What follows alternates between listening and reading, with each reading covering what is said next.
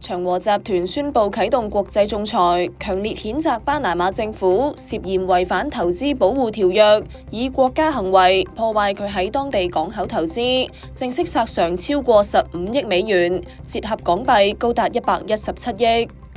長和指出，巴拿馬自25年頭開始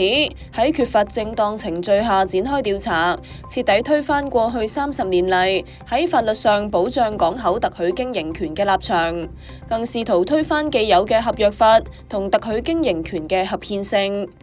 長和表示，早喺2月4號就發出條約爭議通知，但巴拿馬政府不但止冇解決，反而採取更加激進嘅行政措施。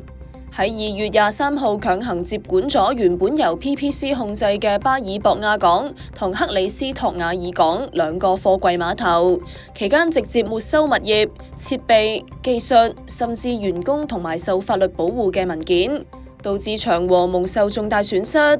長和透露，喺集團發出爭議通知超過6個月之後，巴拿馬政府先至進行咗一次得個樣嘅磋商會議，期間冇提出任何賠償或解決方案。